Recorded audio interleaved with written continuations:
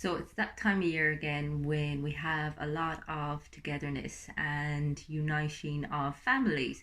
Now, with togetherness comes an inevitable level of conflict, and we have this kind of social concept of conflict that it needs to be, first of all, avoided at all costs, or secondly, we have this win or lose paradigm associated with it, as opposed to seeing conflict as something that can strengthen our relationships and strengthen our awareness of self.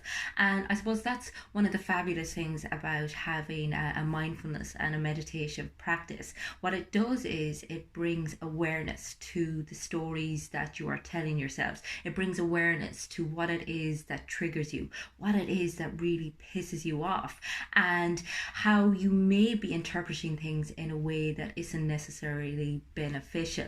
And this can be really uncomfortable initially. And this is why I think so many people struggle with their mindfulness and meditation practices, because, first of all, they feel like they have to come into it as some sort of kind of competitive, egoic effort, and that, it's very much based on what you're going to get out of it, what you're going to achieve, as opposed to the actual process itself. And when you don't see very visible results, or you don't get instant gratification straight away, you just kind of discard it, throw it to one side, and go for something that is more visible, that you can post about on your social media. However, another thing that people struggle with is the fact that oftentimes when you sit with your thoughts, when you sit with your feelings, it can get really uncomfortable. It's not all positive thoughts that come up, and that's part and parcel of it. I mean, you need to be able to recognize the negative as much as the positive. And I think we have this idea that we need to stave away from anything negative, that we need to automatically replace our negative thoughts and feelings with something positive. And that's just another form of avoidance, and it's not very healthy. So, what mindfulness and meditation does is it slows down your emotional reactions. It's a possibility to enhance your relationship with yourself and your relationship with other people. So it's about every so often throughout the day asking yourself, okay, what's going on for me? What's happening? And when you're in confrontation with somebody, ask yourself, what matters here? Does it matter that I come out as the winner, or does it matter that the relationship comes out as a winner? And that's a really important question to bear in mind when you're locking horns with somebody. It's also worth trying to put yourself into the other person's shoes, becoming curious about what's happening for them. Also becoming curious about what's happening for you, because, as I said, oftentimes our responses to other people aren't actually based on our current events. They're based on our constructs, the stories and expectations that we have for life, for ourselves, for other people, and they're also based on our past emotional experiences. And I suppose it's about recognizing as well that you don't always have to have the argument there and then.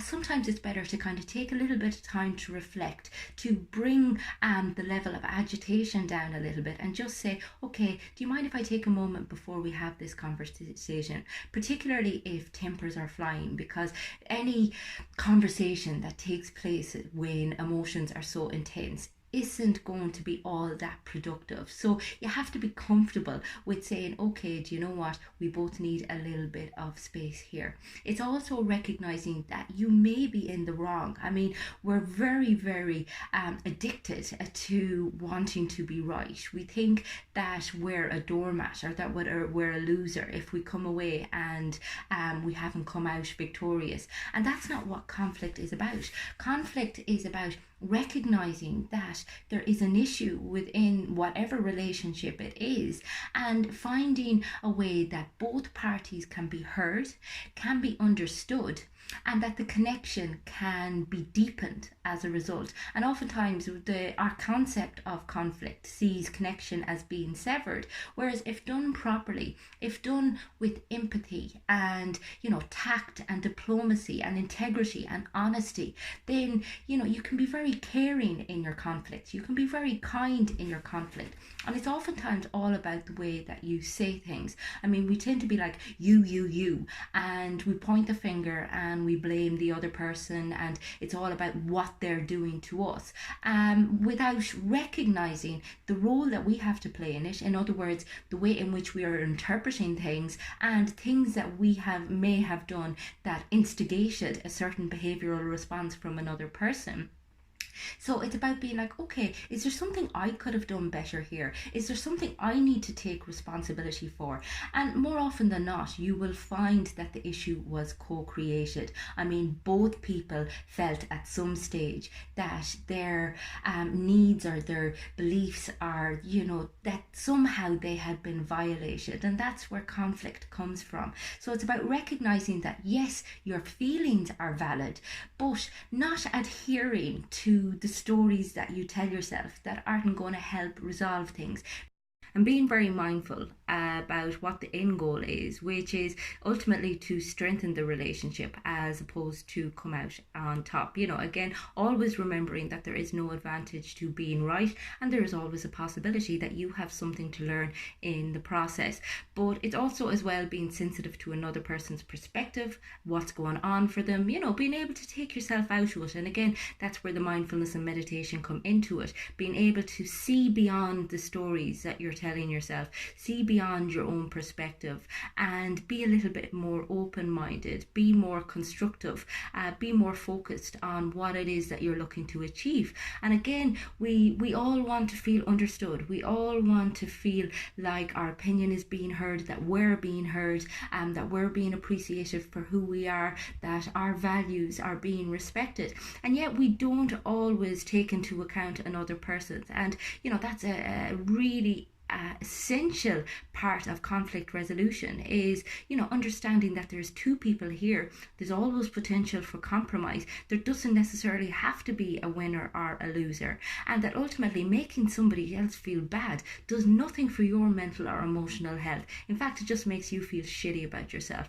So I suppose it's about recognizing that you're always going to be triggered by people. People are always going to piss us off, whether it be family, whether it be in our relationships.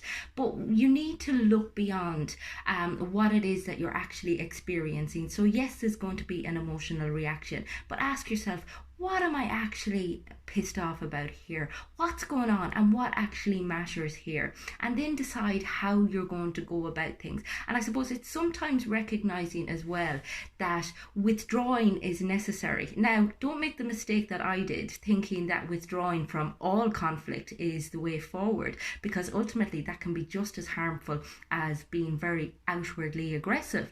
I used to think, okay, if I just go silent for 24 hours, they'll know I'm pissed off.